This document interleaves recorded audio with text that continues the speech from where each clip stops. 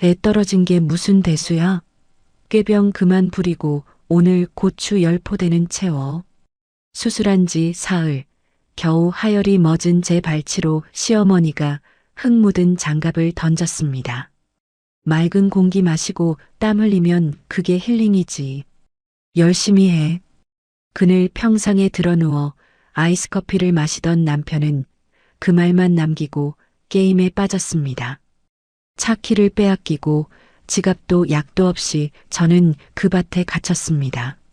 하지만 그들은 몰랐습니다. 제 손에 무엇이 쥐어져 있었는지. 전화 한 통이면 이 모든 게 하룻밤 만에 뒤집힌다는 것을요.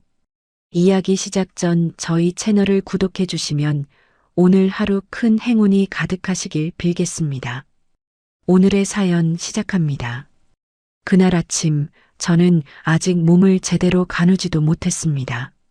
병원에서 퇴원한 지 사흘밖에 안 됐고 아랫배는 조금만 움직여도 무언가 묵직하게 아래로 끌려 내려가는 느낌이 들었습니다. 밤새 화장실을 들락거리며 확인했던 하열이 새벽녘에야 겨우 멎어서 그제야 마음을 놓고 눈을 붙였던 참이었습니다. 37, 어렵게 가진 처사이였습니다. 3번의 시술 끝에 겨우 심장 소리를 들었던 아이를 10주 만에 떠나보낸 지 사흘째 되는 날이었지요. 남편 집만이 방문을 열고 들어온 건 아침 8시쯤이었습니다. 미영아, 짐은 챙겼어? 꿈을 대지 말고 얼른 나가자. 어디를 지금 나보고 나가자고? 공기 좋은 데 가서 며칠 쉬자고. 서울 집에 틀어박혀 있어봐야 또 울고 또 생각만 하잖아. 맑은 공기 마시고 몸 좀 움직이면 금방 괜찮아져. 몸조리라는 말에 저는 솔직히 조금 울컥했습니다. 아이를 잃고 나서 남편이 처음으로 저를 챙기는 말을 꺼낸 순간이었으니까요. 아이가 떠난 날 밤에도 그이는 침대 반대편에 등을 돌리고 누워 게임을 했던 사람입니다. 그런 사람이 요양을 가자고 하니 저는 바보같이 그 말을 믿고 싶었습니다. 캐리어에 옷 몇 벌과 약봉지를 담는 제 손을 남편이 직접 받아들어 트렁크에 실었습니다. 조수석 문까지 열어주면서 조심조심 앉으라고 하기에 저는 이 사람도 사람이구나 싶어 코끝이 시큰했지요. 차가 고속도로를 벗어나 국도로 접어들고 창밖으로 누렇게 익어가는 논이 펼쳐질 때까지만 해도 그랬습니다. 그런데 차가 멈춘 곳은 펜션도 바닷가도 아니었습니다. 붉은 고추가 고랑마다 빼곡히 매달린 끝이 보이지 않는 밭이었습니다. 밤머리에는 트럭 2대가 서 있고 파란 앞치마를 두른 시어머니가 손차양을 하고 우리 차를 내다보고 있었습니다. 여기가 어디야? 집만아, 여기 아니잖아. 어머니 밭이지. 지금 수확철이라 일손이 아주 비상이야. 여기 공기 얼마나 좋아. 자연 속에서 땀 흘리면 그게 진짜 힐링이야. 병원 침대에 누워있는 것보다 100번 낫다니까. 저는 순간 제가 무슨 말을 들은 건지 이해가 안 됐습니다. 집만아, 나 지금 수술한 지 사흘밖에 안 됐어.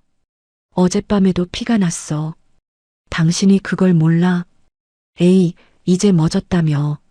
그럼 된 거지. 누가 죽어라 일하래? 살살하면 돼. 어머니가 새참도 챙겨주실 거고.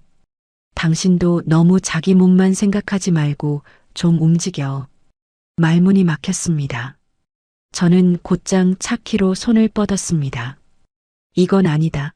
지금 당장 돌아가야 한다. 그 생각뿐이었습니다. 그런데 키가 꽂혀 있어야 할 자리가 비어 있었습니다.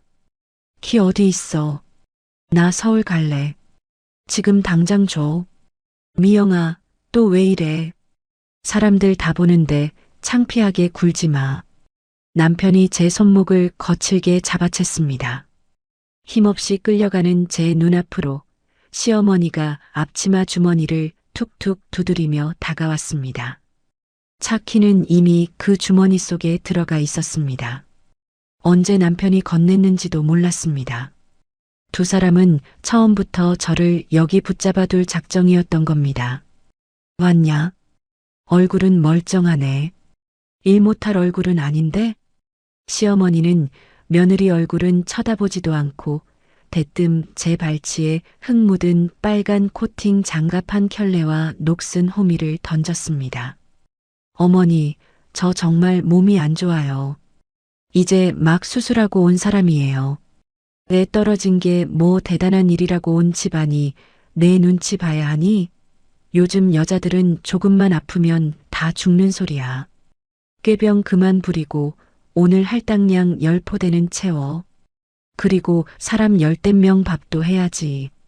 며느리가 집안일을 손 놓으면 그게 며느리냐?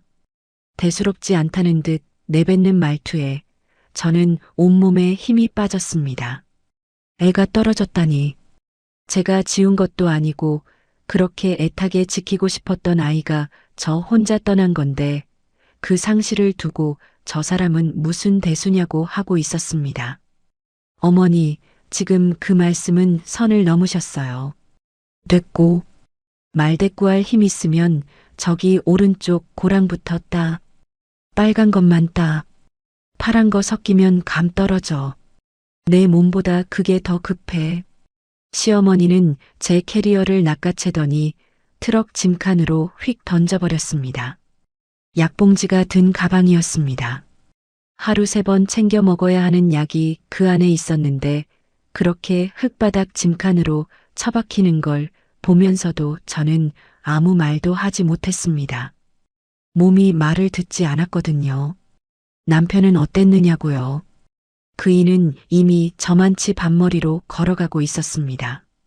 일꾼들 사이를 잠깐 어슬렁거리면서 뭐라고 손짓 몇 번 하더니 이내 밖끝 큰 나무 아래 평상으로 갔습니다. 어디서 났는지 아이스커피 한 잔을 들고서요. 얼음이 달그락거리는 소리가 여기까지 들리는 것 같았습니다. 시원한 그늘에 벌러덩 드러누워 핸드폰을 얼굴 위로 들어 올리고 게임을 하기 시작했습니다. 저는 그 모습을 한참 바라봤습니다. 이 사람이 사흘 전 병실에서 제 손을 잡고 미안해. 그래도 너무 오래 붙잡고 있지는 마. 다음에 또 가지면 되잖아. 하던 사람이 맞나? 아니, 어쩌면 그 말조차 진심이 아니었을지 모른다는 생각이 그제야 들었습니다. 아이가 떠난 슬픔보다 어머니 밭에 일손 하나 더 붙인 게 그이에겐 더 중요했던 겁니다. 그렇게 저는 고랑으로 들어갔습니다. 당장 서울로 돌아갈 방법이 없었습니다. 차 키는 시어머니 주머니에 있고 지갑과 약이 든 가방은 트럭 짐칸에 처박혔고 몸은 조금만 무리해도 아래가 당겼습니다. 시골 국도변이라 택시를 부를 만한 곳도 아니었지요. 발버둥 쳐봐야 사람들 앞에서 며느리 하나만 유난스러운 사람이 될 뿐이라는 걸 저는 오랜 결혼 생활로 이미 알고 있었습니다. 허리를 굽혀 고추를 땄습니다. 한 알 두 알 딸 때마다 아랫배가 묵직하게 당겼습니다.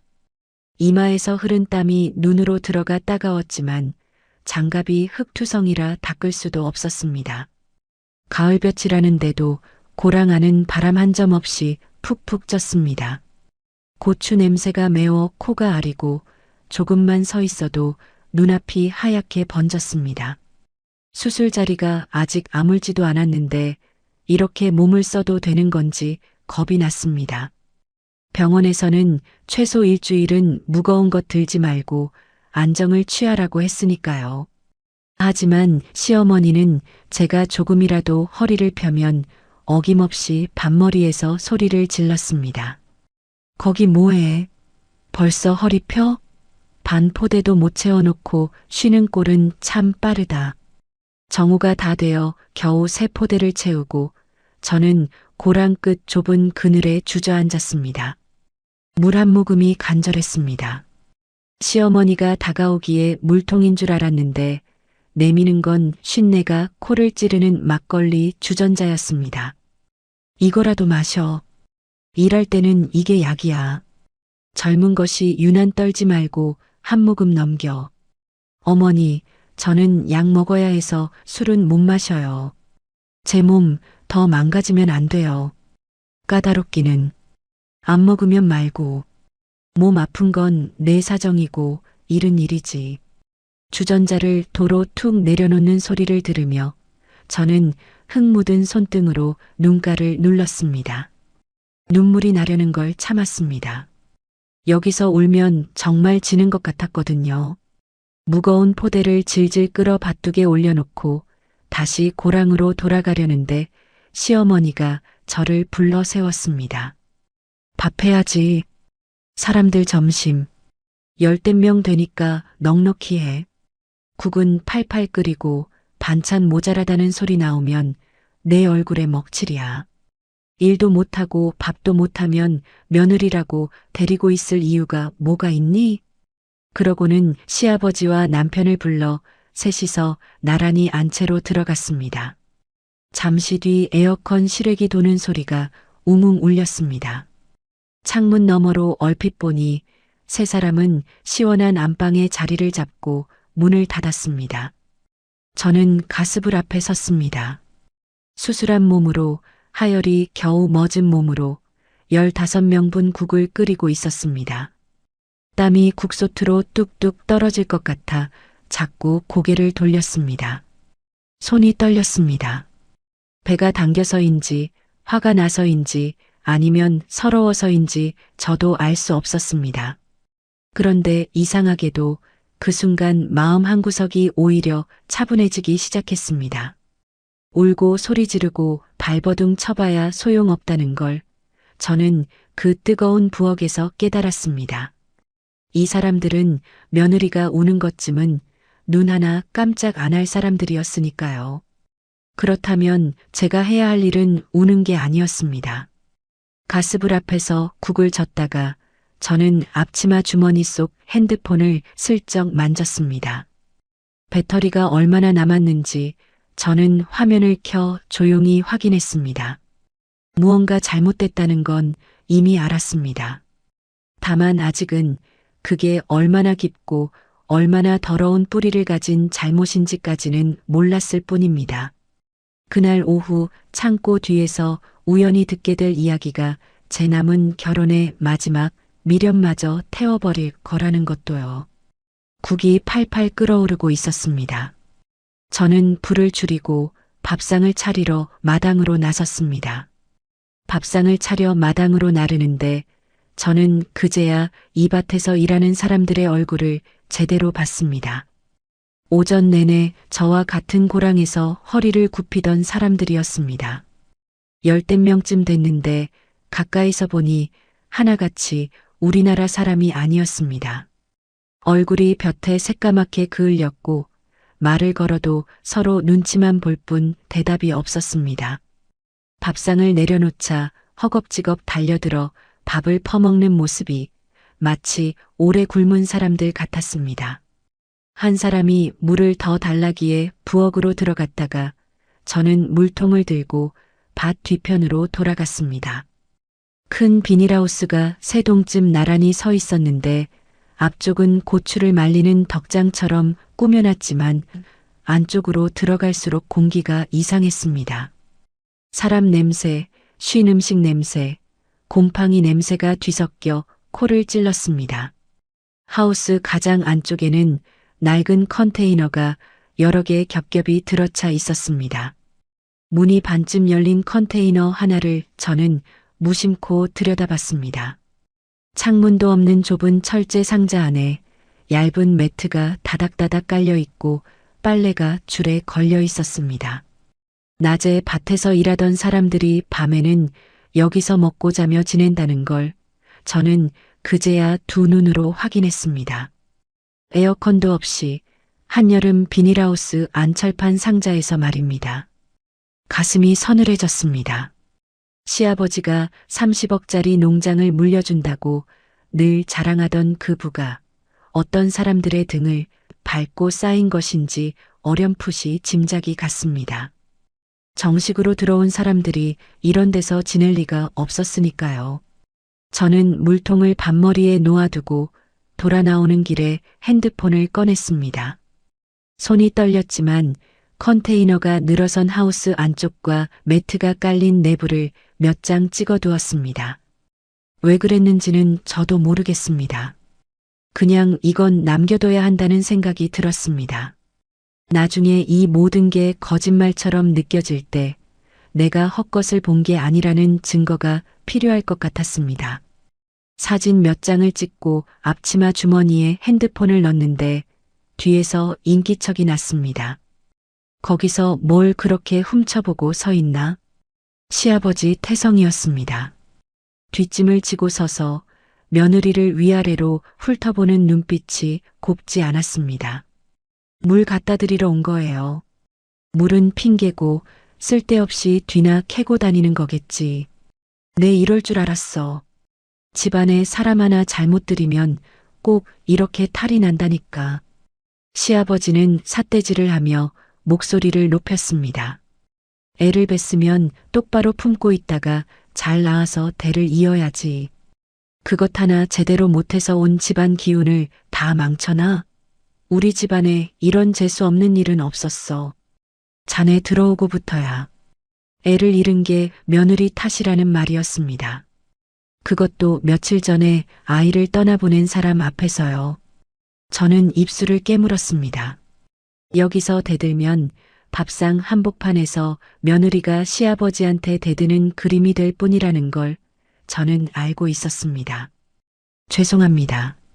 화장실 좀 다녀오겠습니다. 저는 고개를 숙이고 앞치마를 벗었습니다. 아랫배가 다시 묵직하게 당겨오고 있었습니다. 무리를 한 탓인지 아침에 멎었던 게 다시 비칠 것 같은 불안한 느낌이 들었습니다. 화장실로 가는 척 저는 마당을 가로질러 집 뒤 담벼락 쪽으로 걸었습니다. 아무도 보지 않는 곳에서 핸드폰을 꺼내 제 얼굴을 한 장 찍었습니다. 흙먼지를 뒤집어 쓰고 핏기 없이 하얗게 질린 얼굴이 화면에 담겼습니다. 이어서 끝없이 펼쳐진 고추밭과 제가 오전 내내 채운 포대들도 몇 장 찍었습니다. 지금 내 꼴이 어떤지, 여기가 어떤 곳인지 나중에 누구에게든 보여줄 수 있도록요. 그렇게 사진을 찍고 돌아서는데 거실 쪽에서 요란한 벨소리가 울렸습니다. 열린 창문 너머 탁자 위에 남편의 핸드폰이 놓여 있었습니다. 남편은 안방에서 아직 나오지 않은 모양이었습니다. 진동과 함께 화면이 환하게 켜졌고 발신자 이름이 또렷하게 보였습니다. K생명 김 팀장. 보험사였습니다. 순간 가슴이 철렁했습니다. 아이 일과 관련된 무슨 연락인가 싶었거든요. 저는 창문 안으로 손을 뻗어 그 핸드폰을 집어들었습니다. 통화 버튼을 누르고 남편처럼 목소리를 낮췄습니다. 여보세요. 아, 박진만 고객님 맞으시죠? K생명입니다. 지난번 신청하신 태아보험 위로금 건 때문에 연락드렸습니다. 처리 끝나서 안내드리려고요. 저는 마당 구석, 낡은 창고 뒤편으로 조용히 걸음을 옮겼습니다. 아무에게도 들리지 않을 곳으로요. 네, 말씀하세요. 유산 위로금 500만 원 지정하신 계좌로 입금 완료됐습니다. 예금주가 박태성님으로 되어 있는데 그 계좌 맞으시죠? 확인하셨는지 여쭤보려고 전화드렸습니다. 박태성? 시아버지 이름이었습니다. 제 손끝이 파르르 떨렸습니다. 제 몸에서 아이가 떠난 대가로 나온 돈이었습니다. 다른 누구의 것도 아닌 제 아이의 값이었습니다. 그런데 그 500만 원이 제 이름도 남편 이름도 아닌 시아버지 계좌로 들어갔다는 겁니다. 저와는 한마디 상의도 없이요. 네, 확인했습니다. 수고하셨어요. 저는 겨우 그 말만 하고 통화를 끊었습니다. 남편의 핸드폰을 도로 제자리에 갖다 놓으려고 돌아서는 순간 창고 안쪽에서 두렁거리는 소리가 들려왔습니다. 남편과 시어머니의 목소리였습니다. 어느새 안방에서 나온 두 사람이 창고 안에서 무언가를 뒤적이며 이야기를 나누고 있었습니다. 낡은 나무 벽 하나를 사이에 두고 저는 등을 벽에 딱 붙였습니다.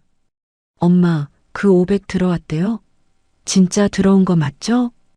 응, 어제 내 아버지 통장으로 딱 들어왔다더라. 돈은 거짓말 안 하더라. 잘 됐네. 그 돈이면 트랙터 잔금 치르면 딱 맞겠어요. 안 그래도 대리점에서 언제 마저 주냐고 귀찮게 굴었는데. 그래, 그거 갖다 써.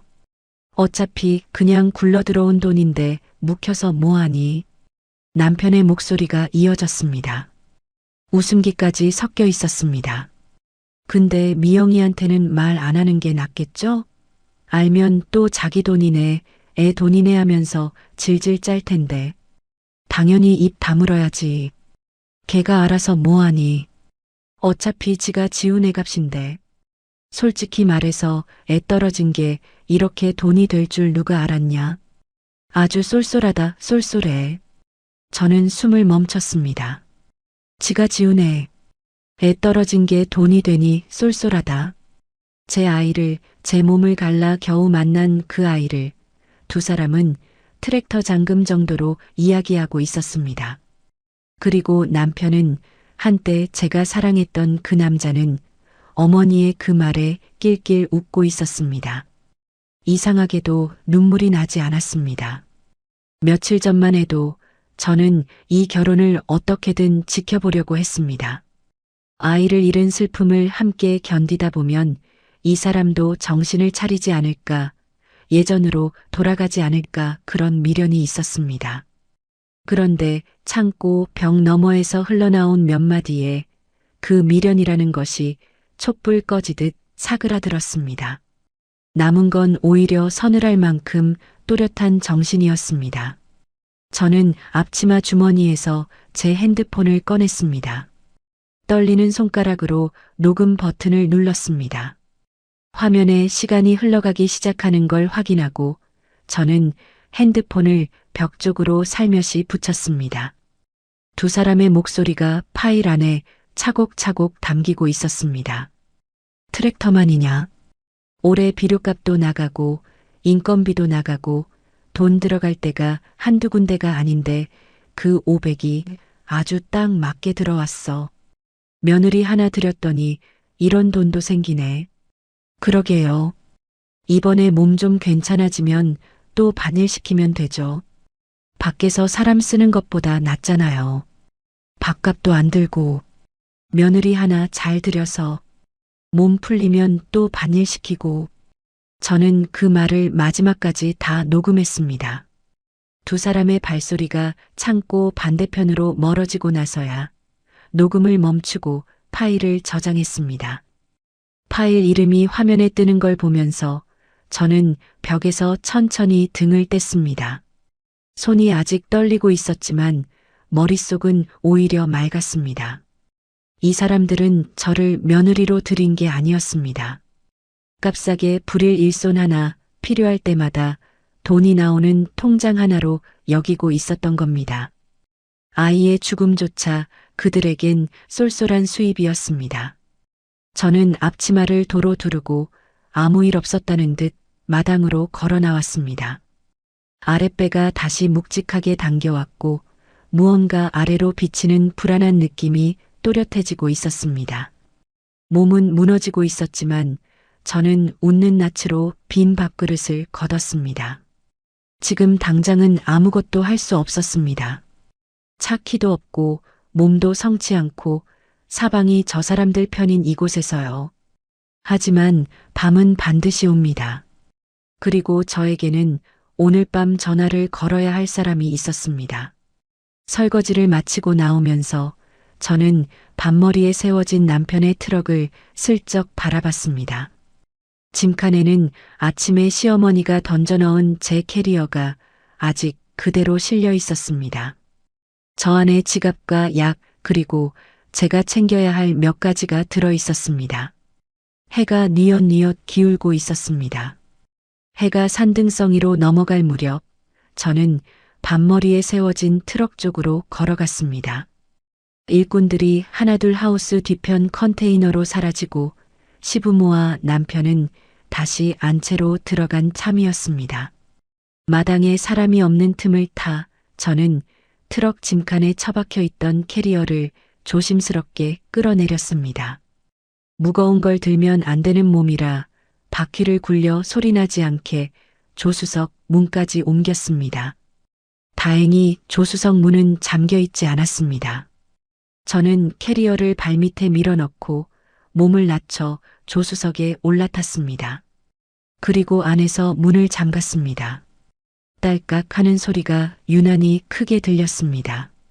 창문 밖으로 안채를 살폈지만 아무도 나오는 기색은 없었습니다. 시트에 몸을 파묻고 나서야 저는 아랫배를 가만히 눌러봤습니다. 아까부터 불안하던 느낌이 결국 현실이 되어 있었습니다. 아침에 겨우 멎었던 피가 하루 종일 밭을 기며 무리한 끝에 다시 비치기 시작한 겁니다. 손끝이 서늘해졌습니다.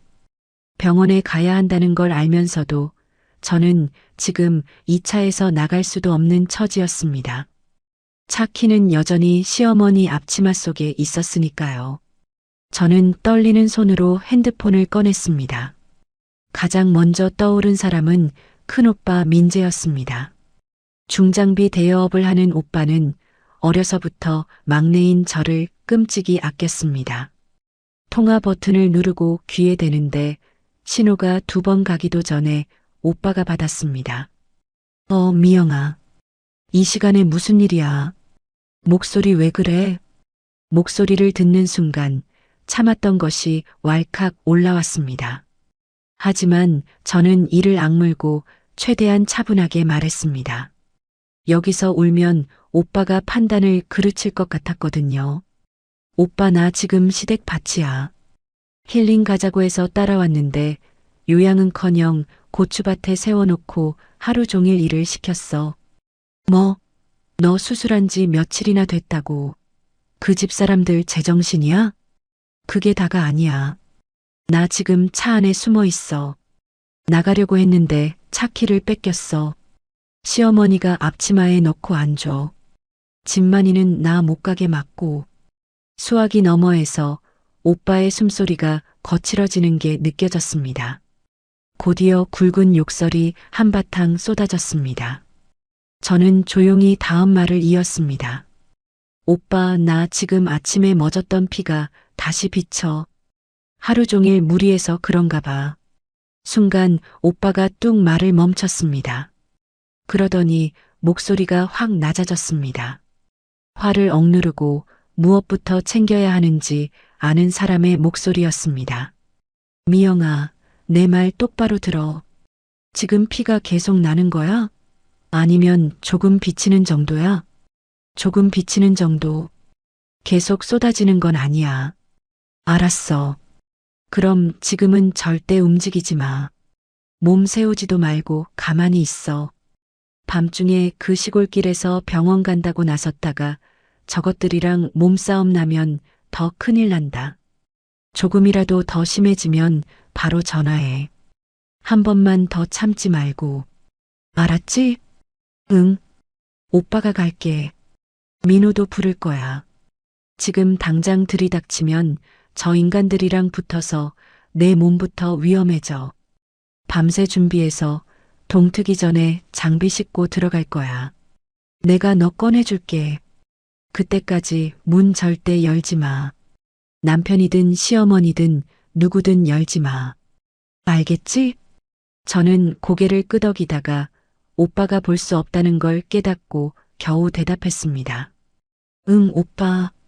알았어. 나 문 안 열어. 전화를 끊고 나니 이상하게 마음이 놓였습니다.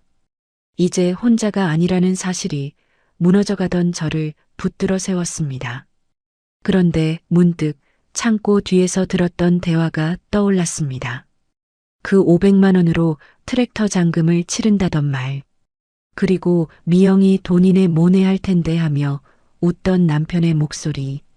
저는 결혼하고 지금까지 제 월급만은 따로 모아둔 통장이 있었습니다. 살림에 보태고 시댁에 이런저런 명목으로 뜯기면서도 제 이름으로 된 그 계좌만은 손대지 않고 지켜왔습니다. 언젠가 아이가 생기면 쓰려고 아껴둔 돈이었습니다. 남편은 그 통장을 늘 눈독 들였습니다. 시댁 농사 자금이 부족할 때마다 당신 돈 좀 빌려주면 안 돼? 부부끼리 내 돈 따지는 거 아니잖아. 고 슬쩍슬쩍 떠보곤 했지요. 저는 곧장 스마트폰 뱅킹 앱을 열었습니다. 떨리는 손으로 비밀번호를 누르고 제 명의 예금 계좌 잔액을 확인했습니다. 그동안 악착같이 모은 돈이 그대로 남아 있었습니다. 저는 그 돈 전액을 남편이 존재조차 모르는 다른 안전 계좌로 옮겼습니다. 이체가 완료됐다는 알림이 뜰 때까지 저는 숨도 제대로 쉬지 못했습니다. 이어서 이체 비밀번호를 바꾸고 로그인 알림 설정도 새로 걸었습니다. 남편이 어떻게든 손대려 해도 곧바로 제 폰으로 알림이 오도록요. 급한 것만 마무리하고 나서 저는 핸드폰을 가슴에 꼭 품었습니다. 이 안에는 낮에 찍은 사진들과 창고 뒤에서 녹음한 파일이 들어 있었습니다. 몸은 성치 않아도 저에게는 이 사람들이 절대 손대지 못할 것들이 생긴 셈이었습니다. 저는 클라우드에도 사진과 녹음 파일이 자동으로 백업되고 있는지 한 번 더 확인했습니다. 혹시 핸드폰을 빼앗기더라도 증거가 사라지지 않도록요. 그렇게 얼마나 시간이 흘렀을까. 밤 10시가 다 되어서야 안채 쪽에서 왁자한 소리가 났습니다. 술판이 벌어졌던 모양이었습니다. 남편과 시부모가 비틀거리며 마당을 가로질러 트럭 쪽으로 걸어오는 게 창문 너머로 보였습니다. 저는 얼른 시트 뒤로 몸을 낮췄습니다.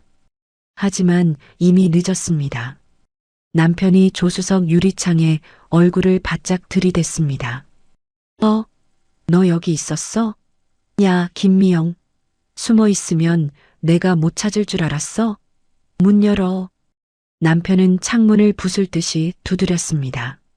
술 냄새가 유리 너머로도 풍기는 것 같았습니다. 내가 차에 들어가 있으랬어? 당장 나와. 어디서 도망갈 궁리야. 너 오늘 아주 버릇 잘못 들였어. 저는 대답하지 않았습니다. 문을 잠근 채 시트 뒤에 웅크리고 눈만 감았습니다. 오빠의 말이 귓가에 맴돌았습니다. 누가 두드리든 열지 마. 엄마, 키 줘요, 키. 이 문 열어버리게. 남편이 시어머니를 향해 소리쳤습니다. 그런데 술에 취한 시어머니가 앞치마 주머니를 뒤적이더니 짜증 섞인 목소리로 내뱉었습니다. 아이고, 키가 어디 갔어? 방에 뒀나? 아까 앞치마 벗어났는데 며느리 하나가 밤중에 사람 잡네. 취기에 시어머니는 앞치마를 안채에 벗어두고 나온 모양이었습니다. 열쇠가 손에 없으니 문을 열 방법이 없었습니다.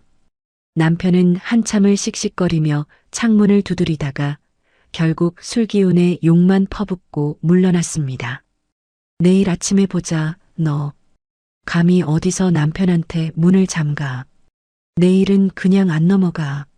세 사람의 발소리가 안채 쪽으로 멀어졌습니다.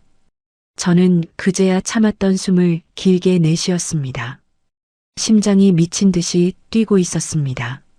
손이 떨려서 핸드폰을 몇 번이나 놓칠 뻔했지만 저는 겨우 오빠에게 문자를 보냈습니다. 오빠, 나 무사해. 문 안 열었어. 아직 버틸만해. 곧바로 답이 왔습니다. 잘했다. 조금만 참아. 곧 갈게. 피는 좀 어때? 아까보다 심하진 않아. 괜찮아. 거짓말이었습니다. 아랫배는 여전히 묵직했고 몸은 오슬오슬 떨렸습니다. 하지만 오빠가 밤길에 마음 급해 사고라도 낼까봐 저는 괜찮은 척했습니다. 차 안의 밤은 길고 추웠습니다. 저는 캐리어에서 겉옷을 꺼내 무릎을 덮고 시트에 등을 기댔습니다. 눈을 감으면 낮에 들었던 목소리가 떠올랐습니다. 애 떨어진 게 무슨 대수냐던 말, 애값이 쏠쏠하다던 말, 그리고 그 말에 웃던 남편의 낄낄거림. 그런 것들이 어둠 속에서 자꾸만 되살아났습니다. 한때는 이 사람과 늙어갈 줄 알았습니다. 32에 만나 33에 결혼하면서 저는 이 남자가 제 남은 인생의 동반자라고 믿었습니다. 그 믿음이 이렇게 흙바닥에 처박힌 캐리어처럼 될 줄은 몰랐지요. 창밖으로 별이 유난히 많았습니다. 도시에선 볼 수 없는 하늘이었습니다. 시어머니 말대로 정말 공기 하나는 맑은 곳이었습니다. 그 맑은 공기 아래에서 저는 하열을 참으며 차 안에 몸을 숨긴 채 밤을 지새우고 있었습니다. 새벽이 오기를 저는 뜬 눈으로 기다렸습니다. 동쪽 하늘이 아주 조금씩 옅어지기 시작할 무렵 멀리 국도 쪽에서 낮게 깔린 엔진 소리가 들려왔습니다. 처음엔 트럭 소리인가 싶었는데 점점 가까워질수록 그 소리는 땅을 울릴 만큼 묵직해졌습니다. 저는 시트에서 몸을 일으켰습니다. 핸드폰 화면을 보니 새벽 5시 반이었습니다.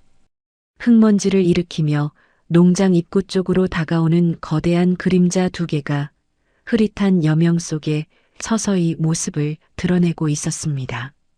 땅이 찢어지는 듯한 굉음과 함께 굳게 닫힌 철문이 종이장처럼 우그러졌습니다. 15톤짜리 대형 포크레인 2대가 나란히 농장 입구를 종이 상자 짓밟듯 밀고 들어왔습니다. 철문이 경첩제 뜯겨나가 마당 한복판으로 나뒹굴었습니다. 뒤이어 회사 이름이 큼지막하게 박힌 대형 덤프트럭 3대가 입구를 가로막고 서서 바리케이드처럼 길을 봉쇄했습니다. 앞선 포크레인 조종석에는 큰오빠 민재가, 뒤따르는 조종석에는 작은오빠 민호가 앉아 있었습니다. 밤새 한숨도 못 잔 듯 두 사람의 눈은 붉게 충혈돼 있었습니다. 오빠들은 저를 찾느라 마당을 한 바퀴 훑는 것 같았습니다. 저는 조수석에서 몸을 일으켜 창문을 두드렸습니다. 큰오빠가 저를 발견하고는 조종석 유리 너머로 잠깐 눈이 마주쳤습니다. 괜찮으니 조금만 기다리라는 듯 오빠가 저를 향해 손바닥을 들어 보였습니다. 굉음에 놀란 시댁 식구들이 속옷 바람으로 안채에서 뛰쳐나왔습니다. 뭐야? 뭐하는 놈들이야? 시아버지가 맨발로 마당에 나서며 고래고래 소리를 질렀습니다. 시어머니는 그 뒤에서 잠옷 차림으로 입을 틀어막고 있었고 남편은 눈을 비비며 상황을 파악하려 두리번거렸습니다. 그 순간 2대의 포크레인이 방향을 틀었습니다. 시아버지가 목숨처럼 아끼던 10,000평짜리 고추밭 그 양쪽 끝으로 포크레인이 갈라져 들어갔습니다. 거대한 쇠바가지 2개가 동시에 허공을 갈랐습니다. 안 돼. 이놈들아, 내 밭. 시아버지의 비명과 함께 쇠바가지가 밭고랑으로 내리꽂혔습니다. 빨갛게 익어 수확만 남았던 고추나무들이 뿌리째 뽑혀나와 진흙 속으로 지시겨졌습니다. 1번, 2번, 쇠팔이 오르내릴 때마다 고랑 한 줄이 통째로 뒤집혔습니다. 하루 종일 제가 기어다니며 땄던 그 붉은 고추들이 흙과 함께 뭉개져 갈려나갔습니다. 2대가 양쪽에서 밀고 들어오니 밭은 순식간에 아수라장이 됐습니다. 고추를 말리던 대형 비닐하우스의 철제 뼈대마저 엿가락처럼 휘어지며 우지끈 박살났습니다. 비닐이 찢어져 새벽바람에 펄럭였습니다. 시어머니는 밭고랑에 털썩 주저앉아 머리채를 쥐어뜯으며 하늘이 무너진 듯 통곡했습니다. 내 밭, 내 고추, 아이고 이걸 어째. 남편이 맨발로 밭을 향해 달려나갔습니다. 야, 멈춰. 이 미친놈들아. 남편은 큰오빠가 조종하는 포크레인 앞을 막아서려 했습니다. 아니, 막아서는 정도가 아니었습니다. 술이 덜 깬 건지 제정신이 아닌 건지 남편은 내리꽂히는 쇠바가지 삼날 앞으로 제 몸을 던지려 들었습니다. 저는 조수석에서 그 광경을 보고 비명을 질렀습니다. 바로 그때 뒤쪽 포크레인에서 작은 오빠 민호가 뛰어내렸습니다. 과묵한 작은 오빠는 젊어서부터 씨름과 유도로 다져진 사람이었습니다. 몇 걸음 만에 남편에게 달려든 오빠가 삼날 앞으로 몸을 던지려던 남편의 뒷덜미를 낚아챘습니다. 그리고 그대로 뒤로 끌어내 진흙바닥에 눌러 앉혔습니다. 남편이 발버둥을 쳤지만 작은 오빠의 팔 아래에서 꼼짝도 하지 못했습니다. 가만히 있어. 죽고 싶어 환장했냐? 작은 오빠가 낮게 으르렁거렸습니다. 불과 10분이었습니다. 양쪽에서 밀고 들어온 두 대의 포크레인 앞에 30억짜리 농장은 문자 그대로 처참한 쑥대밭이 됐습니다. 붉게 물들었던 밭은 온통 파헤쳐진 검은 흙과 뭉개진 고추 더미로 뒤덮였습니다. 큰오빠가 시동을 끄고 조종석에서 내려왔습니다. 성큼성큼 걸어온 오빠는 진흙탕에 주저앉아 있는 남편의 멱살을 한 손으로 잡아 세웠습니다. 남편의 발이 땅에서 들릴 듯 말 듯 했습니다. 이 개자식아, 수술한 지 며칠이나 됐다고 밭일을 시켜? 하여라는 애를 차에 가둬놓고 나가지도 못하게 해? 너 내 동생 죽이려고 작정했냐? 큰오빠의 목소리가 마당을 쩌렁쩌렁 울렸습니다. 남편은 얼굴이 시퍼렇게 질려서 아무 말도 못했습니다. 그때 시아버지가 얼굴이 시뻘겋게 달아올라 끼어들었습니다. 이 이놈들이 남의 밭을 다 부숴놓고 내 당장 너희를 감방에 쳐넣겠다. 시아버지는 부들부들 떨리는 손으로 주머니에서 핸드폰을 꺼내 들었습니다.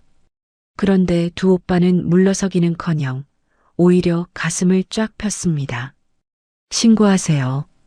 밥 부순 거 재물 손괴로 신고하시라고요. 큰오빠가 시아버지를 똑바로 노려보며 말했습니다. 대신 우리도 신고할 겁니다. 수술한 사람 감금하고 강제로 밭일시킨 거, 하여라는 사람 병원도 못 가게 막은 거, 그거부터 따집시다. 어디 누가 더 죄가 무거운지 봅시다. 작은 오빠도 남편을 눌러앉힌 채 낮게 말했습니다. 밭이야 다시 심으면 되지만 사람이 잘못됐으면 어쩔 뻔했어. 그쪽들은 사람을 사람으로 안 봤잖아. 시아버지의 손이 부들부들 떨렸습니다. 며느리 감금이니 강제 노동이니 하는 말이 나오자 순간 멈칫하는 기색이 스쳤습니다.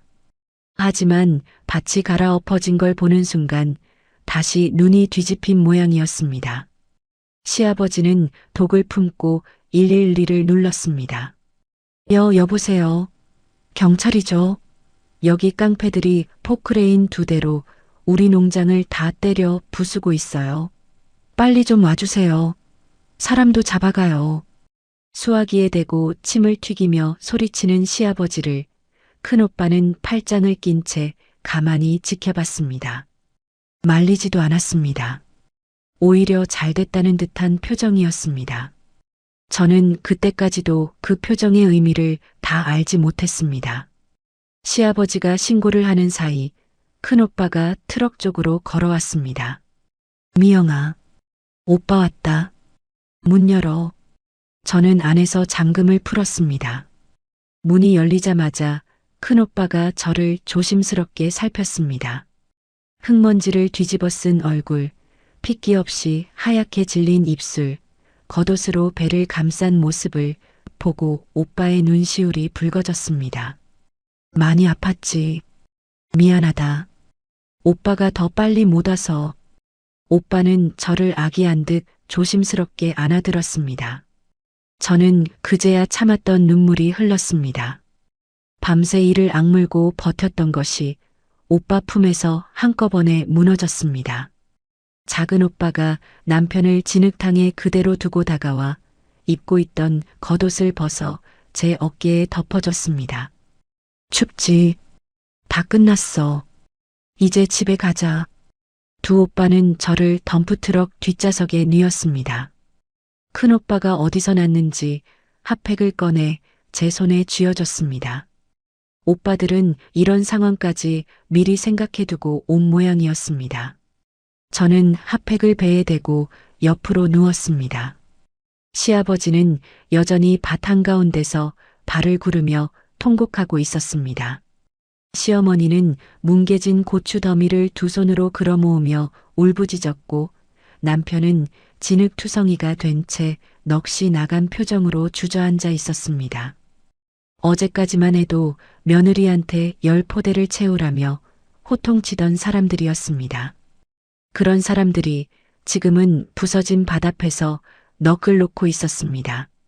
멀리서 사이렌 소리가 들려오기 시작했습니다. 경찰차가 국도를 타고 이쪽으로 오고 있었습니다.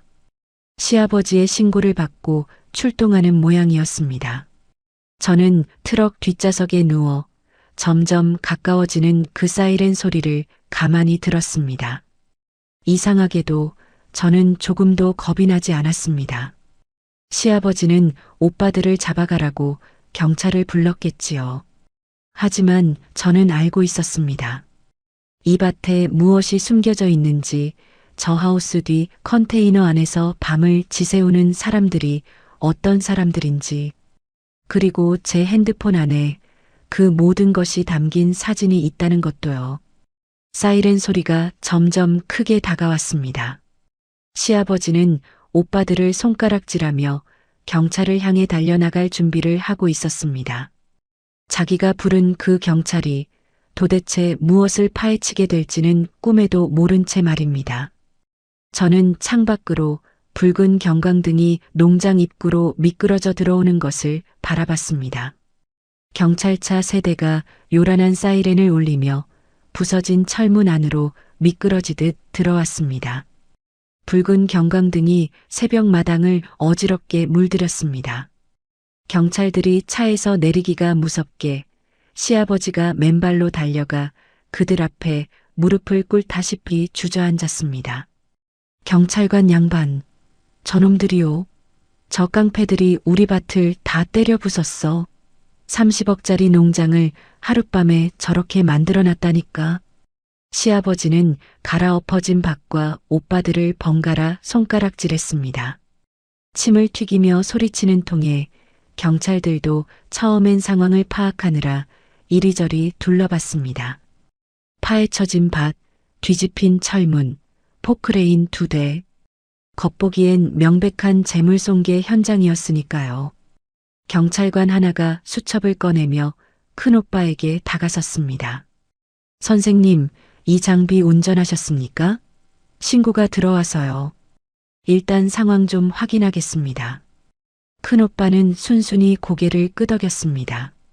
도망치거나 발뺌할 생각이 전혀 없어 보였습니다. 오히려 담담했습니다. 제가 몰았습니다. 밥 부순 거 인정합니다. 그런데 그 전에 저기 트럭에 있는 제 여동생부터 봐주십시오. 수술한 지 며칠 안 된 사람을 밤새 차에 가둬놨습니다. 바로 그 순간이었습니다. 사이렌 소리와 경광등에 놀랐는지 하우스 뒤편이 갑자기 소란스러워졌습니다. 곧이어 컨테이너가 늘어선 비닐하우스 뒤쪽에서 사람들이 우르르 쏟아져 나왔습니다. 20명은 좋게 되어 보였습니다. 낮에 밭에서 일하던 그 외국인 노동자들이었습니다. 그들은 경찰차를 보자마자 뒷산을 향해 필사적으로 달아나기 시작했습니다. 맨발로 우통도 제대로 걸치지 못한 채 어둠이 채 가시지 않은 산비탈로 뿔뿔이 흩어졌습니다. 겁에 질린 얼굴들이었습니다. 경찰이 무서워서가 아니라 붙잡히면 안 되는 사람들의 얼굴이었습니다. 경찰들의 눈빛이 순식간에 달라졌습니다. 저 사람들 뭐야? 저기 잡아. 왜 도망가? 저는 그때 큰오빠의 부축을 받아 트럭에서 내렸습니다. 어깨에 작은 오빠의 겉옷을 두른 채 다리에 힘을 주고 겨우 경찰에게 다가갔습니다. 경찰관님, 저 사람들 정식으로 들어온 사람들이 아니에요. 경찰이 저를 돌아봤습니다. 흙먼지를 뒤집어 쓰고 핏기 없이 하얗게 질린 제 얼굴을 경찰은 잠시 놀란 듯 바라봤습니다. 어제 제가 새참을 나르다가 봤어요. 저 비닐하우스 안쪽에 창문도 없는 컨테이너가 겹겹이 들어차 있어요. 사람들이 거기서 먹고 자요. 이 더위에 에어컨도 없이. 저는 떨리는 손으로 핸드폰을 꺼냈습니다. 화면을 열어 어제 찍어둔 사진들을 경찰 앞에 내밀었습니다. 컨테이너가 늘어선 하우스 내부, 매트가 다닥다닥 깔린 좁은 철제 상자, 줄에 걸린 빨래들. 어제 제가 두 눈으로 확인하고 담아둔 것들이었습니다. 여기 사진이에요. 이곳은 정상적인 농장이 아니에요. 경찰의 표정이 굳어졌습니다. 제 제보와 눈앞에서 산으로 도망치는 사람들의 모습이 딱 맞아떨어졌습니다. 경찰들은 즉시 무전기를 들었습니다. 여기 현장인데 불법 체류자로 의심되는 인원 다수가 도주 중입니다. 출입국 관리사무소에 지원 요청합니다. 인원 20명가량 뒷산 방면으로. 경찰 2명이 손전등을 켜고 도망가는 사람들을 쫓아 농장 안쪽으로 뛰어들어갔습니다. 그 광경을 지켜보던 시아버지와 남편의 얼굴에서 순식간에 핏기가 가셨습니다. 방금 전까지 오빠들을 잡아가라고 목청을 높이던 시아버지가 갑자기 입을 다물었습니다. 남편은 진흙바닥에 주저앉은 채 사시나무 떨듯 온몸을 떨기 시작했습니다. 시어머니는 뭉개진 고추 더미를 끌어모으던 손을 멈추고 넋이 나간 얼굴로 산 쪽을 바라봤습니다. 경찰들이 도망친 사람들을 쫓다가 비닐하우스 안으로 들어갔습니다. 겉보기엔 평범한 농자재 창고 같던 하우스였습니다. 그런데 안쪽 깊숙이 들어가자 컨테이너 숙소들이 무더기로 나왔습니다. 창문 하나 없는 철제 상자 여러 개가 사람 하나 겨우 누울 공간마다 매트를 깔고 다닥다닥 붙어 있었습니다. 손전등 불빛에 드러난 그 안의 광경에 경찰들도 잠시 말을 잃은 듯 했습니다. 이거 사람이 여기서 산다고? 설상가상이었습니다. 박살난 비닐하우스 잔해를 살피던 경찰관 하나가 바닥을 장화발로 툭툭 두드려 봤습니다. 흙바닥인 줄 알았던 곳에서 단단한 콘크리트 소리가 났습니다.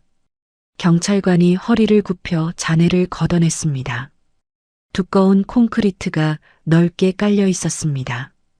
이거 하천부지 아니야? 국어 위에다 콘크리트를 부었네. 무허가로 지은 것 같은데. 경찰관이 동료를 불렀습니다. 야, 이거 구청 건축가에 연락 좀 해봐. 여기 하천부지 무단 점유에다 무허가 건축물 같다. 그냥 밭이 아니야, 이거. 저는 그 말을 들으며 새벽 공기 속에 조용히 서 있었습니다. 시아버지가 홧김에 걸었던 그 신고 전화 한 통이 스스로 제 무덤을 파는 스위치가 되어 있었습니다. 경찰을 부른 건 시아버지였습니다. 오빠들을 감방에 보내겠다고 밭을 부순 죗값을 치르게 하겠다고 제 손으로 부른 경찰이었습니다. 그런데 그 경찰이 시아버지가 수십 년간 숨겨온 모든 치부를 파헤치고 있었습니다. 불법 체류자 고용, 하천부지 무단 점유, 무허가 건축물. 거기에 제가 어제 미리 찍어둔 사진과 제보까지 딱 맞물렸습니다. 두 개의 실이 하나로 엮이자 시댁이 30억 자산가 행세를 하며 감춰온 모든 것이 새벽마당에 낱낱이 드러났습니다. 경찰은 재물손괴 사건보다 훨씬 더 큰 범죄 현장을 통제하는 데 집중했습니다. 노란 폴리스 라인이 농장 곳곳에 둘러쳐졌습니다. 컨테이너 숙소 앞, 무허가 건축물 앞, 도주로가 된 뒷산 입구에 하나둘 테이프가 걸렸습니다. 곧이어 출입국 관리사무소 차량과 구청 직원들까지 도착해 마당은 순식간에 사람들로 붐볐습니다. 시아버지는 그제야 자신이 무슨 짓을 했는지 깨달은 듯 했습니다. 아니, 그게 저 사람들은 그냥 잠깐 도와주러 온. 말을 더듬는 시아버지에게 경찰이 차갑게 물었습니다. 선생님, 이 노동자들 근로계약서 있습니까? 여기 컨테이너 숙소 허가받은 겁니까? 이 콘크리트 시설 하천 부지에 허가받고 지으신 거예요? 시아버지는 대답하지 못했습니다. 얼굴만 벌겋게 달아올라 입을 벙긋거릴 뿐이었습니다. 큰오빠가 경찰에게 다가가 말했습니다. 재물손괴 건은 저희가 책임지겠습니다. 도망 안 갑니다. 파출소든 어디든 같이 가겠습니다. 대신 제 동생부터 병원에 보내주십시오. 수술한 사람이 밤새 하혈했습니다. 경찰관이 저를 다시 살폈습니다. 제 상태가 심상치 않다는 걸 알아본 듯 고개를 끄덕였습니다. 예, 알겠습니다. 이분 먼저 병원 가시고요. 두 분은 조사받으셔야 하니까 잠깐 파출소로 가시죠. 두 오빠는 파출소로 이미 동행하기 전에 진흙탕에 주저앉아 다리에 힘이 풀린 남편을 지그시 내려다봤습니다. 아무 말도 하지 않았습니다. 그저 한번 내려다볼 뿐이었습니다. 하지만 그 눈빛에는 여동생을 이 지경으로 만든 사람에 대한 경멸이 가득 담겨 있었습니다. 남편은 그 눈길을 피해 고개를 떨궜습니다. 저는 오빠 회사 직원의 차에 올랐습니다. 시댁의 아수라장을 뒤로하고 차가 부서진 철문을 빠져나갈 때 저는 창밖을 한번 돌아봤습니다. 폴리스 라인이 둘러쳐진 농장, 너클 놓고 주저앉은 시부모, 도망치다 붙들려 오는 사람들. 어제까지 저를 노예처럼 부리던 그 견고하던 세계가 단 한나절 만에 무너져 내리고 있었습니다. 차가 국도로 접어들자 저는 그제야 온몸의 긴장이 풀렸습니다. 산부인과 응급실에 도착해서야 저는 밤새 참았던 것을 내려놓을 수 있었습니다. 간호사들이 저를 침대에 눕히고 의사가 상태를 살폈습니다. 밤새 무리한 탓에 출혈이 있었지만 다행히 위중한 지경까지는 아니라고 했습니다. 제대로 된 지혈 처치를 받고 저는 처음으로 안정을 취할 수 있었습니다. 링거 바늘이 팔에 꽂히고 따뜻한 담요가 몸을 덮었습니다. 병실 천장을 바라보며 저는 눈을 감았습니다. 그 지옥 같은 하루를 지나 아무도 저를 흙바닥으로 밀어넣지 않는 곳에 누워 있었습니다. 눈물이 관자놀이를 타고 흘러 베개를 적셨습니다. 이제 겨우 시작이라는 걸 저는 알고 있었습니다. 일주일 만에 시댁 농장은 완전히 문을 닫았습니다.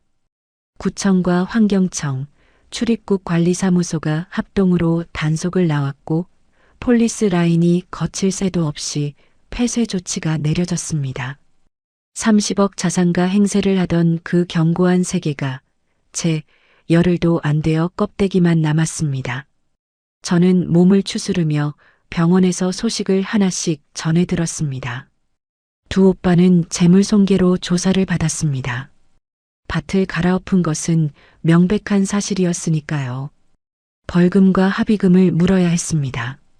하지만 조사 과정에서 수술한 지 며칠 안 된 여동생을 감금하고 강제로 밭일을 시킨 정황, 하여라는 사람을 병원에도 못 가게 막은 정황이 크게 참작됐습니다.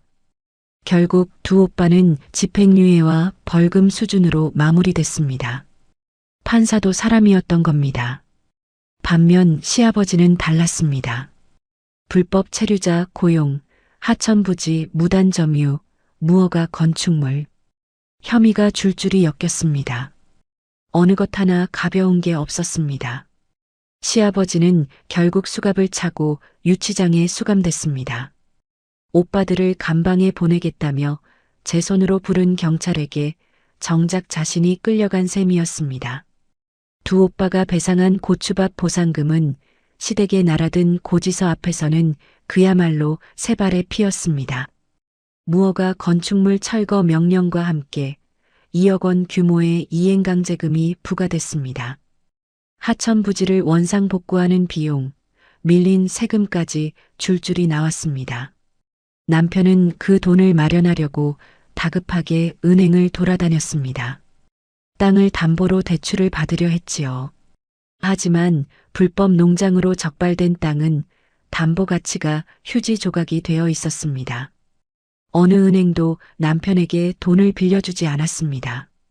지푸라기라도 잡는 심정으로 남편은 마지막으로 제 예금 통장을 떠올린 모양이었습니다. 결혼 내내 눈독 들이던 그 돈. 하지만 그날 밤 차 안에서 저는 이미 전액을 안전한 계좌로 옮겨두었습니다. 비밀번호도 바꿨지요.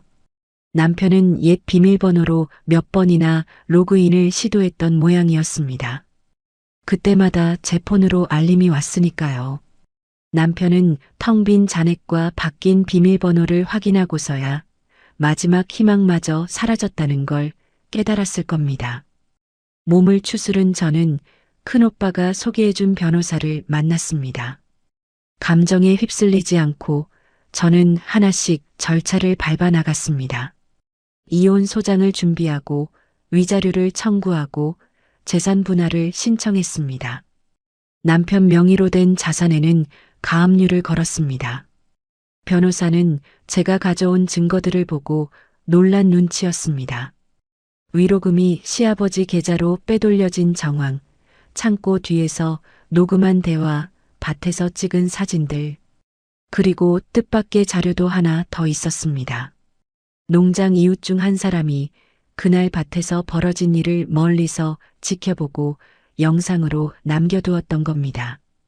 수술한 며느리가 땡볕 밭고랑을 기어다니고 시어머니가 삿대질하며 호통치는 장면이 고스란히 담겨 있었습니다.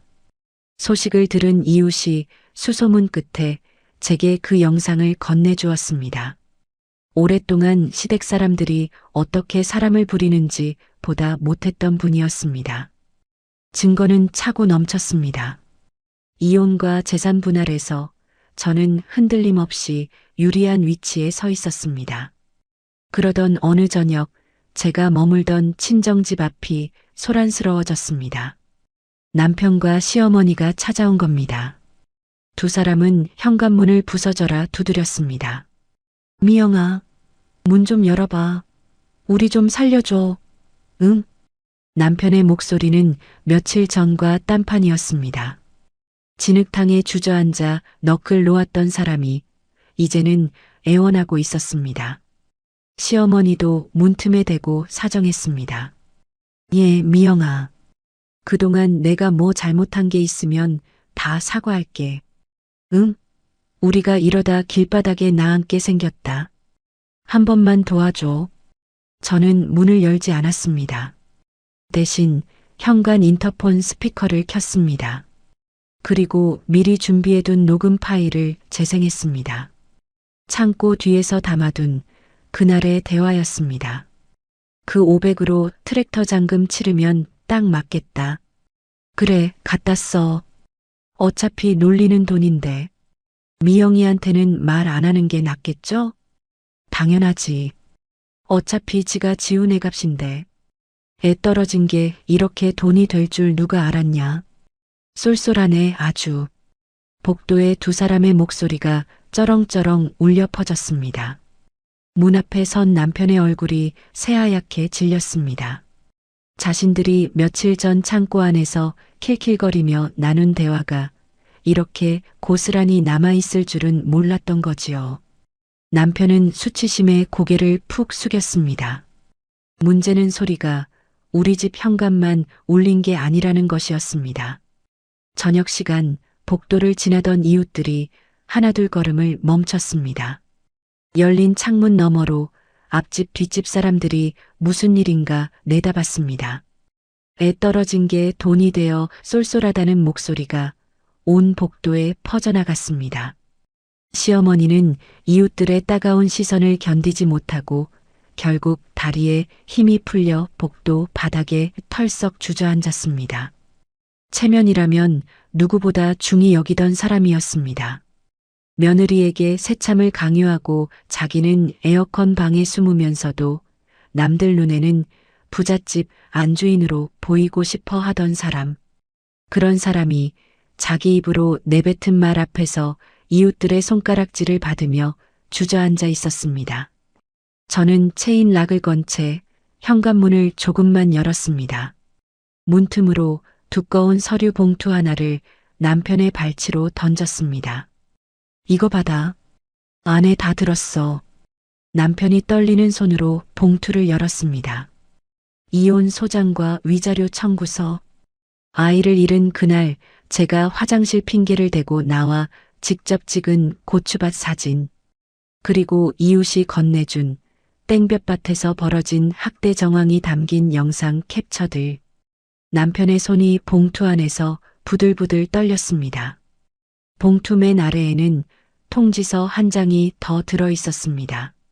남편 명의로 된 전세 보증금마저 제 가압류 신청으로 묶였다는 내용이었습니다. 그 통지서를 확인한 순간 남편은 복도 바닥에 그대로 엎드려 오열하기 시작했습니다. 미영아, 나 이제 정말 아무것도 없어. 진짜로 아무것도. 저는 그 모습을 문틈으로 내려다봤습니다. 한때 사랑했던 사람이었습니다. 함께 늙어갈 줄 알았던 사람. 아이를 함께 기다렸던 사람. 하지만 지금 제 앞에는 아내의 아픔을 힐링이라 포장하고 아이의 목숨값으로 트랙터 잔금을 치르려던 사람이 엎드려 울고 있을 뿐이었습니다. 이상하게도 아무런 감정이 들지 않았습니다. 미움도 연민도 미련도. 그저 텅 빈 마음으로 저는 그를 바라봤습니다. 집만아. 저는 조용히 그의 이름을 불렀습니다. 땀 흘려 일하는 게 최고의 치유라며. 그 말, 이제 네가 실천할 차례야. 남편이 고개를 들었습니다. 무슨 말인지 이해하지 못한 얼굴이었습니다. 저는 더 말하지 않았습니다. 30억 자산가 행세를 하던 시가 식구들이 막대한 벌금과 빚더미에 깔린 채 무너져 내리고 있었습니다. 시어머니는 복도에 주저앉아 흐느꼈고 남편은 서류 봉투를 끌어안고 엎드려 있었습니다. 저는 싸늘한 눈빛으로 두 사람을 한 번 더 내려다본 뒤 현관문을 조용히 닫았습니다. 체인 락이 절그럭하고 제자리로 돌아갔습니다. 문이 닫히자 복도의 소란이 한결 멀어졌습니다. 저는 문에 등을 기대고 잠시 서 있었습니다. 심장은 여전히 뛰고 있었지만 이번엔 두려움이 아니었습니다. 오랫동안 저를 짓누르던 무언가가 마침내 등에서 떨어져 나가는 느낌이었습니다. 거실에서 친정엄마가 저를 불렀습니다. 미영아, 이제 됐다. 그만하고 들어와. 저녁 다 됐어. 저는 문에서 등을 떼고 천천히 거실로 걸음을 옮겼습니다. 따뜻한 국 냄새가 현관까지 은은하게 배어나오고 있었습니다. 3개월 뒤 저는 가정법원 계단을 내려오고 있었습니다. 조정 절차를 거쳐 저는 남편의 유책성과 제 재산 기여분을 모두 인정받았습니다. 위자료와 재산 분할로 상당한 몫을 확보하는 승소 결과였습니다. 결혼 생활 내내 살림에 보태고 시댁에 뜯기면서도 악착같이 지켜온 것들이 마침내 제 이름으로 온전히 돌아왔습니다. 법원 문을 나서는 남편의 모습은 사람이라기보다 그림자에 가까웠습니다. 농장 강제 철거 비용을 갚느라 남편은 야간 택배 아르바이트를 전전하고 있었습니다. 피골이 상접한 얼굴, 퀭한 눈, 헐렁해진 점퍼. 30억을 물려받겠다며 아내를 박고랑으로 밀어넣던 사람의 흔적은 어디에도 없었습니다. 저는 그런 남편을 향해 천천히 다가갔습니다. 핏기 없는 얼굴로 저를 바라보는 남편에게 저는 조용히 말했습니다. 땀 흘려 일하는 게 최고의 치유라며. 몸조리 잘하고 있어? 그날 아침 제 짐을 챙겨 조수석에 태우고 밭으로 데려가면서 그가 했던 말이었습니다. 맑은 공기 마시고 땀 흘려 일하면 힐링이라던 바로 그 말이요. 저는 그 말을 고스란히 돌려주었습니다. 남편은 아무 대답도 하지 못했습니다. 그저 고개를 떨구고 야간 근무를 하러 가는 낡은 버스에 몸을 실었을 뿐입니다. 저는 더 이상 그를 쫓지 않았습니다. 흙먼지를 뒤집어 쓰고 하열하며 밭고랑에 위태롭게 서 있던 사람은 이제 없었습니다. 깔끔한 정장 차림으로 눈부신 겨울 햇살을 받으며 법원 계단을 내려오는 사람만이 있을 뿐이었습니다. 시아버지의 소식은 변호사를 통해 전해 들었습니다. 수감된 뒤 얼마 지나지 않아 시아버지는 화병으로 쓰러졌다고 했습니다. 지금은 요양병원에 입원해 있고 압류당한 농장은 경매로 넘어갔습니다. 목숨처럼 아끼던 10,000평짜리 땅이 결국 남의 손에 넘어간 겁니다. 불법으로 쌓아 올린 분은 그렇게 한순간에 흩어졌습니다. 시어머니는 동네 식당 주방 보조로 일한다고 했습니다. 남편의 병원비며 밀린 빚을 조금이라도 갚아보겠다고요. 애 떨어진 게 쏠쏠하다며 며느리 몸값을 세던 사람이 이제는 남의 밥상을 닦으며 하루를 보내고 있었습니다. 매일 남이 먹고 남긴 그릇을 설거지하면서요. 그 소식을 들었을 때 저는 아무 말도 하지 않았습니다. 고소해하지도 안타까워하지도 않았습니다. 그저 사람이 뿌린 대로 거둔다는 오래된 말 한마디가 조용히 떠올랐을 뿐입니다. 지옥 같던 시댁에서 벗어난 저는 다시 회사로 돌아갔습니다. 건설사 기획팀. 결혼 전부터 제가 자리를 지켜온 곳이었습니다. 오랫동안 시댁의 마음을 빼앗긴 채 겨우겨우 버텨왔지만 이제는 온전히 일에만 집중할 수 있었습니다. 특유의 꼼꼼함과 책임감이 다시 살아났습니다. 밤새 자료를 검토하고 빈틈없이 기획안을 다듬는 제 모습에 팀원들도 예전에 김미영이 돌아왔다고 했습니다. 시댁에 빼앗겼던 주말과 저녁 시간이 모두 제 것으로 돌아왔습니다. 명절이라고 새벽부터 전을 부치지 않아도 됐고 주말이라고 밭일에 불려가지 않아도 됐습니다. 저는 그 시간을 오롯이 저를 위해 쓰기 시작했습니다. 아침에 일어나 커피를 내리고 좋아하는 책을 읽고 오랜만에 친구들을 만났습니다. 거울 속 제 얼굴에 조금씩 생기가 돌아왔습니다. 그리고 연말 인사평가에서 저는 팀장으로 승진했습니다. 복귀한 뒤 쏟아부은 노력이 뛰어난 성과로 인정받은 결과였습니다. 발령장을 받아들던 날 저는 문득 그날의 밭고랑을 떠올렸습니다. 땡볕 아래 홈이 한 자루 던져지던 그 순간과 팀장 발령장을 받아든 이 순간이 그 짧은 사이의 일이라는 게 믿기지 않았습니다. 퇴근길 저는 새 아파트로 향했습니다. 위자료와 재산 분할금으로 마련한 온전히 제 이름으로 된 집이었습니다. 현관 앞에 서서 저는 비밀번호를 눌렀습니다. 이제 이 집 비밀번호를 아는 사람은 오직 저와 제 가족뿐이었습니다. 문이 열리자 안에서 따뜻한 국 냄새가 확 풍겨나왔습니다. 거실에는 친정엄마와 두 오빠가 저를 기다리고 있었습니다. 식탁에는 김이 모락모락 나는 저녁상이 차려져 있었습니다.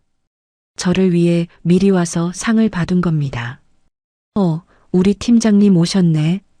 큰오빠가 활짝 웃으며 승진 축하 꽃다발을 내밀었습니다. 거친 손으로 포크레인을 몰아 저를 구해냈던 오빠가 이번엔 꽃다발을 들고 있었습니다. 고생 많았다, 우리 막내. 작은 오빠는 말없이 다가와 제 어깨를 툭툭 다독였습니다. 그날 새벽 진흙탕에서 겉옷을 벗어 덮어주던 그 손이었습니다. 저는 식탁 앞에 앉았습니다. 엄마가 끓여준 미역국이 김을 피우며 제 앞에 놓여 있었습니다. 아이를 잃고 몸을 상한 딸을 위해 엄마가 며칠째 정성껏 끓여온 국이었습니다. 저는 숟가락을 들어 그 미역국을 한술 떴습니다. 따뜻한 국물이 목을 넘어가는 순간 저는 그만 참았던 눈물을 쏟고 말았습니다. 이번엔 서러움의 눈물이 아니었습니다. 흙바닥에서 하열하며 흘리던 눈물도 차 안에서 홀로 웅크린 채 흘리던 눈물도 아니었습니다. 완전한 해방과 오래 잊고 지냈던 행복의 눈물이었습니다. 엄마가 제 손을 꼭 잡았습니다. 거칠지만 따뜻한 손이었습니다. 엄마는 제 어깨를 천천히 쓸어내리며 나직이 말했습니다. 미영아, 이제는 아무 생각 말고 너 자신만 생각하고 살아. 누구 아내로도 누구 며느리로도 살지 말고 그냥 우리 딸 미영이로. 저는 엄마의 손을 마주 잡았습니다. 누군가의 아내로, 누군가의 며느리로 저를 지우며 살아온 세월이었습니다. 아이를 잃은 슬픔조차 제대로 애도하지 못하고 밭고랑에 내던져졌던 나날이었습니다. 하지만 이제는 아니었습니다. 두 오빠가 든든하게 곁을 지키고 엄마가 손을 맞잡아준 그 식탁에서 저는 활짝 웃었습니다. 이제 저는 누구의 무엇도 아닌 오직 스스로의 힘으로 지켜낸 제 이름으로 살아갑니다. 김미영. 그 이름 석자로 저는 다시 시작합니다. 인생톡톡 시청자 여러분, 김미영 씨의 이야기 어떻게 들으셨나요? 세상에는 가족이라는 이름으로 사람을 함부로 대하는 이들이 있습니다. 하지만 아무리 힘든 순간에도 자신을 지키려는 용기 하나면 삶은 다시 제자리를 찾아갑니다. 참고 견디는 것만이 능사는 아닙니다. 때로는 단호하게 선을 긋는 것이 나와 나를 아끼는 사람들을 지키는 길이지요. 오늘 이 이야기가 지금 힘든 시간을 보내고 계신 누군가에게 작은 위로가 되었으면 합니다. 이야기를 끝까지 들어주셨다면 잘 들었다고 댓글 하나만 남겨주세요. 구독과 좋아요를 눌러주시는 모든 분들이 행복하시길 기원합니다. 오늘 함께 해주셔서 정말 감사합니다.